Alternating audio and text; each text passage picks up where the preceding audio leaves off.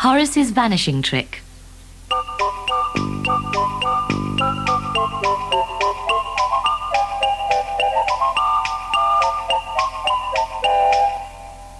Horace was a dog. He had no collar and he had no home, and worst of all, he had no food. He wandered from dustbin to dustbin, searching for scraps of food. Wherever Horace went, he carried a large tattered bag full of dry bones. When he could find nothing better, he would munch sadly on a dry bone, trying to imagine it was a big, juicy steak. One gloomy Monday, Horace was sniffing round when he saw the open door of a butcher's shop. A delicious smell was coming from inside. Horace crept to the door and looked in. There was no one in sight. "Ho, ho," he said to himself, licking his lips. He padded silently into the shop and just happened to find a large tray of bacon. Delicious," said Horace when the tray was empty.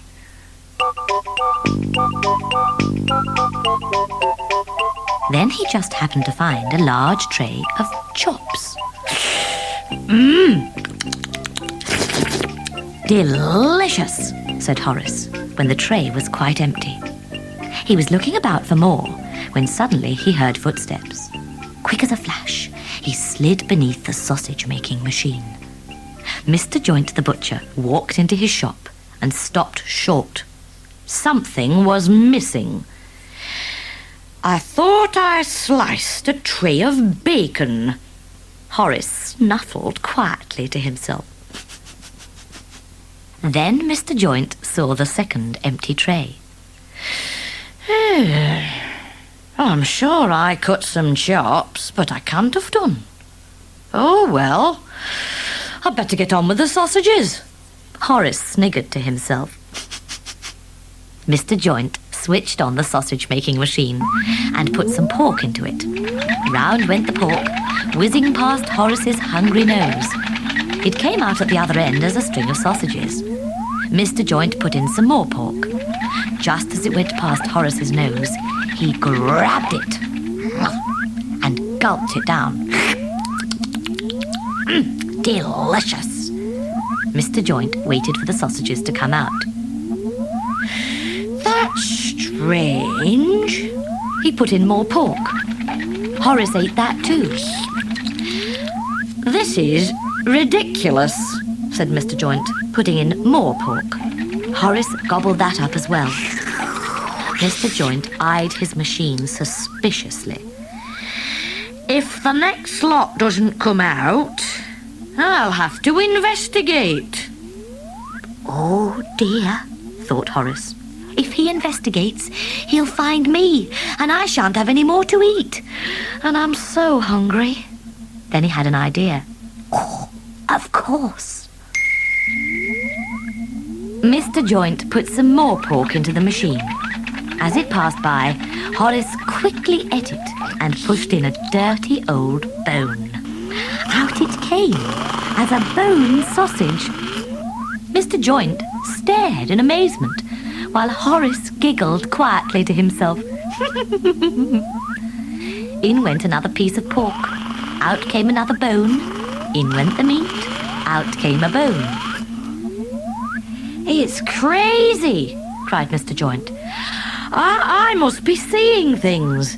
Am I mad?" Under the machine, Horace tried to stifle his giggles and spluttered into his shaggy paws.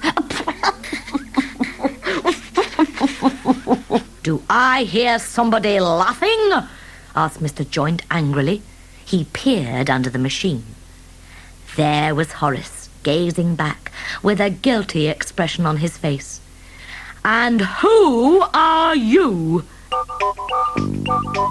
"I'm Horace. I'm a dog." "I can see that.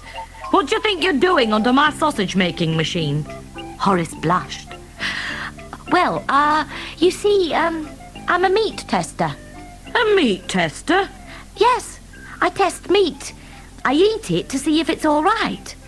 Your meat's all right. Very nice, in fact. Good enough to sell." "But you've eaten it all," wailed the butcher. "How can I sell it if you've scoffed it all?" I had to test it, didn't I? You can't sell it unless it's tested. Mr. Joint sighed. I suppose you've tested my bacon as well. Oh, yes. Very good indeed. But, cut the slices thicker next time. Mr. Joint was turning a deep purple. You thief! Meat stealer! Bacon snatcher! Horace crouched under the machine. And when the butcher finally ran out of names to call him, Horace quietly said, I can mend your machine for you. What do you know about my machine? Throwing out old bones, isn't it? That's bad. Still, I might be able to help. Horace pretended to look under the machine and fiddled with some screws. At last he reappeared, smiling. That should do the trick. Try it now. Mr. Joint put some pork into the machine and waited at the other end. Out came the sausages, ready to sell. He put in more pork, and out it came as sausages. I don't know what you did, but my machine works better than ever. He reached down and patted Horace, and suddenly felt how thin the dog was. Why, you poor thing. I can count all the bones in your body. No wonder you ate my mince. Come and have some more. The astonished Horace was offered plates of steak and kidney and liver. He stuffed himself silly while Mr. Joint watched.